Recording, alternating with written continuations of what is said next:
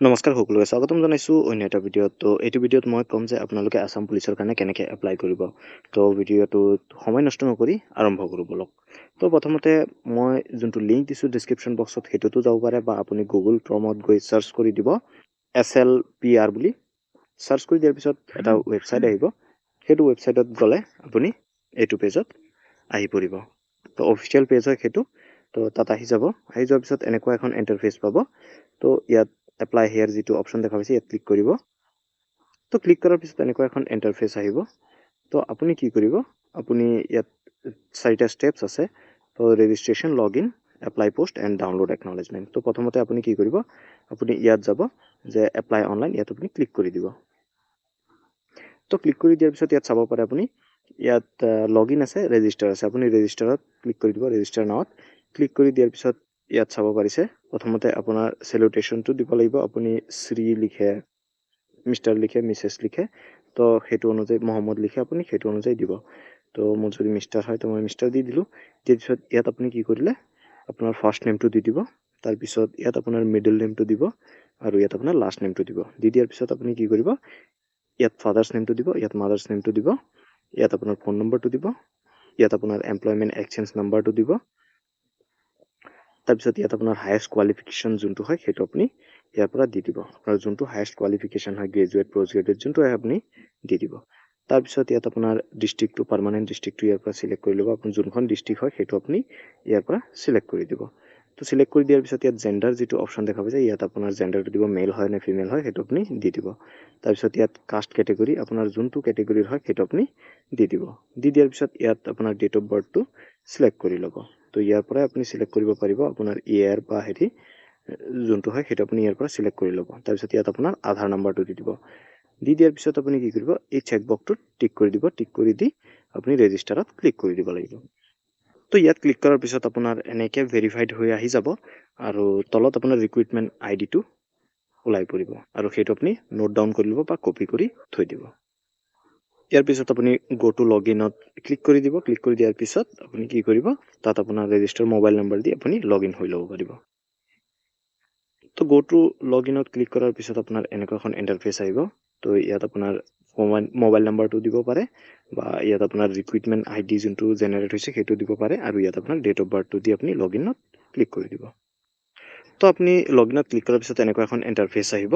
তো আপুনি তললৈ যাব আৰু তললৈ যোৱাৰ পিছত আপুনি এনেকুৱা কেইটামান হেৰি পাব, অপশ্যন পাব। ইয়াত একশ্যন আৰু এপ্লাই লিখা আছে। তো এইকেইটাৰ ভিতৰত যোনটো পোষ্ট আপুনি বিচাৰিছে যে আপুনি এপ্লাই কৰিব, তো তাত আপুনি এপ্লাইত ক্লিক কৰি দিব লাগিব। ধৰক মই এতিয়া বৰ্তমান UB বা এবিত ক্লিক কৰোঁ, বা আপোনাৰ যোনটো ইচ্ছা হয় সেইটোত আপুনি ক্লিক কৰিব পাৰে। আপুনি যোনটোত এপ্লাই কৰিম বুলি ভাবিছে সেইটোত আপুনি ক্লিক কৰিব পাৰে। তো মই ইয়াত আনাম ব্ৰাঞ্চ SIৰটোত ক্লিক কৰি দিওঁ প্ৰথমতে। তো ক্লিক কৰি দিয়াৰ পিছত এনেকুৱা এখন ইণ্টাৰফেচ আহি যাব। ইয়াত প্ৰথমতে আপুনি চাব পাৰে are you belongs to the tribes. যদি আপুনি চাহ জনগোষ্ঠীৰ হয় তেনেক্ষেত্ৰত য়েছ দিব, নতুবা আপুনি ন' দি দিব। যদি আপুনি য়েছ কৰে তেনেক্ষেত্ৰত আপোনাৰ ডকুমেণ্ট চিলেক্ট কৰিব লাগিব। ডকুমেণ্ট চিলেক্ট কৰি ইয়াত দিব লাগিব। ডু ইউ হেভ NCC, যদি আপোনাৰ NCC চাৰ্টিফিকেট আছে তেতিয়া য়েছ দিব, নতুবা আপুনি ন' কৰি দিব। ন' কৰি দিয়াৰ পিছত আপুনি কি কৰিব, ছেভ এণ্ড প্ৰচিডত ক্লিক কৰি দিব। তাৰপিছত ইয়াত আহিছে চাব, sub inspector of police Anam branch. তো আপুনি এইটোত ক্লিক কৰি দিব লাগিব। তো গোটেইকেইটা পদৰ কাৰণে অলমষ্ট ছেইম হয়। তো যদি আপুনি কিবা প্ৰব্লেম পাইছে তেনেক্ষেত্ৰত মোক কমেণ্ট ছেকশ্যনত কৈ দিব, মই আপোনালোকৰ কাৰণে এক্সট্ৰাকৈ ভিডিঅ' বনাই দি দিম। তো এনেকুৱা এখন ইণ্টাৰফেচ আহি গৈছে, এতিয়া চাব পাৰে। তাৰপিছত ছেভ এণ্ড প্ৰচিডত ক্লিক কৰি দিব। তো এতিয়া চাব পাৰিছে ইয়াত আপোনাৰ কাষ্ট চাৰ্টিফিকেটটো আপলোড কৰিব লাগিব। এতিয়া আপলোড বাটনত ক্লিক কৰি দিলে আপোনাৰ কাষ্ট চাৰ্টিফিকেটখন গেলেৰীৰ পৰা চিলেক্ট কৰি আপুনি আপলোড কৰি দিব। তাৰপিছত আপোনাৰ পাৰ্মানেণ্ট ৰেচিডেণ্ট PRC যদি আছে তেনেক্ষেত্ৰত সেইটোও দি দিব। এজ প্ৰুফৰ কাৰণে আপুনি HSLCৰ এডমিট কাৰ্ড দিব পাৰে, নতুবা আপোনাৰ বাৰ্থ চাৰ্টিফিকেট থাকিলে বাৰ্থ চাৰ্টিফিকেট দিব পাৰে। তো HSLCৰ যদি এডমিট আছে সেইটোও দি দিব, সেইটো ভেলিড হয়। আৰু আপোনাৰ এমপ্লয়মেণ্ট এক্সচেঞ্জ চাৰ্টিফিকেটটো যদি আপোনাৰ আছে তেনেক্ষেত্ৰত আপুনি আপলোডত গৈ ক্লিক কৰি দিব পাৰে। তাৰপিছত ইয়াত আছে ফটোটো আপুনি ইয়াৰ পৰা চিলেক্ট কৰিব। আপলোডত ক্লিক কৰি আপোনাৰ গেলেৰীৰ পৰা চিলেক্ট কৰি আপুনি দি দিব পাৰে। তো আপলোডত ক্লিক কৰিলে এনেকৈ ইণ্টাৰফেচ আহিব। তো ইয়াৰ পৰা আপুনি চিলেক্ট কৰি দি দিব পাৰে। তাৰপিছত তেনেকৈ ছিগনেচাৰটো দি দিব। সিগনেচাৰটো দি দিয়াৰ পিছত আপুনি তললৈ গুচি যাব। তো তললৈ গুচি যোৱাৰ পিছত আপোনাৰ এমপ্লয়মেণ্ট এক্সচেঞ্জ নাম্বাৰ যদি আছে সেইটো আপুনি দি দিব। তাৰপিছত ইয়াত নেশ্যনেলিটি আছে সেইটো আপুনি ইণ্ডিয়ান বুলি দি দিব। তাৰপিছত আপোনাৰ ৰিলিজিয়ন কোনটো হয় সেইটো আপুনি দি দিব। আপুনি হিন্দু, মুছলিম, খ্ৰীষ্টিয়ান যোনটো হয় সেইটো আপুনি দি দিব। তাৰপিছত ইয়াত ইমেইল এড্ৰেছটো যদি আপুনি পাৰে সেইটো দি দিব। দৰকাৰী নহয়, কিন্তু তথাপিও যদি দি দিব বিচাৰে তেনেক্ষেত্ৰত দিব পাৰে। তাৰপিছত ইয়াত আপোনাৰ তললৈ গুচি যাব। ইয়াত কমিউনিকেশ্যন ডিটেইলছ আছে, পাৰ্মানেণ্ট এড্ৰেছ। তো পাৰ্মানেণ্ট এড্ৰেছটো ইয়াত আপোনাৰ ফুল এড্ৰেছটো লিখি দিব এইটো বক্সত। তাৰপিছত ইয়াত আপোনাৰ পুলিচ ষ্টেচন কি হয় সেইকেইটা আপুনি ইয়াৰ পৰা দি দিব। দি দিয়াৰ পিছত পিনক'ডটো দি দিব। দি দিয়াৰ পিছত ইয়াত যিকেইটা ভৰাইছে সেইকেইটাৰ লগত যদি আপোনাৰ কৰেছপণ্ডেণ্ট এড্ৰেছ মানে আপোনাৰ যোগাযোগৰ ঠিকনা একেই হয় তেনেক্ষেত্ৰত ছেম এজ পাৰ্মানেণ্ট এড্ৰেছ বুলি ক্লিক কৰি দিব। আৰু যদি বেলেগ হয় তেনেক্ষেত্ৰত ইয়াত লিখি ছেভ এণ্ড প্ৰচিডত ক্লিক কৰি দিব। প্ৰচিডত ক্লিক কৰাৰ পিছত এনেকুৱা এখন ইণ্টাৰফেচ পাব। ইয়াত আপোনাৰ বৰ্ডটো চিলেক্ট কৰি দিব, 10th বৰ্ডটো, যদি ছেবা হয় ছেবা, CBSE হ'লে CBSE। তাৰপিছত ইয়াত আপোনাৰ ৰোল নম্বৰটো দি দিব।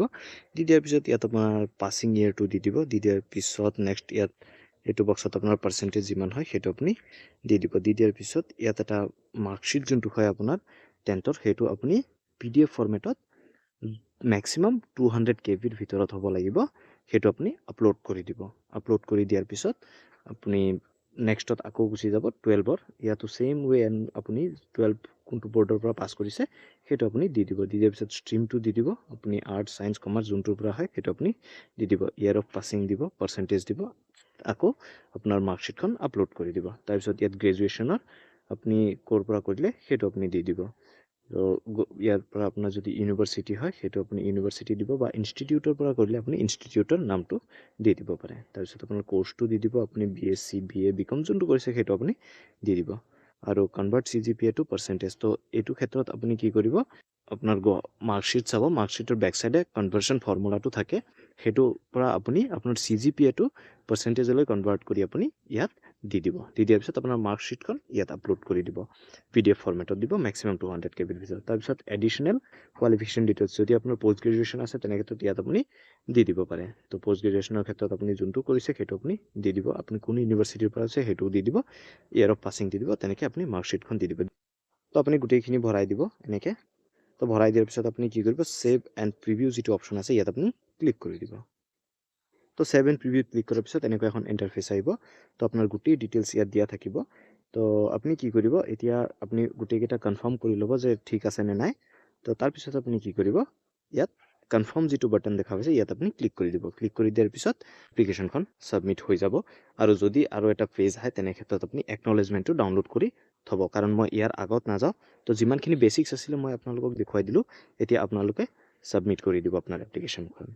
আৰু যদি কিবা আৰু প্ৰব্লেম থাকে বা কিবা ডাউট থাকে আপুনি কমেণ্ট ছেকশ্যনত নিশ্চয়কৈ ক'ব। আৰু ভিডিঅ'টো প্লিজ লাইক এটা কৰি দিব আৰু আপোনাৰ বন্ধু বান্ধৱী সকলোকে শ্বেয়াৰ কৰি দিব। ধন্যবাদ। জয় অসম।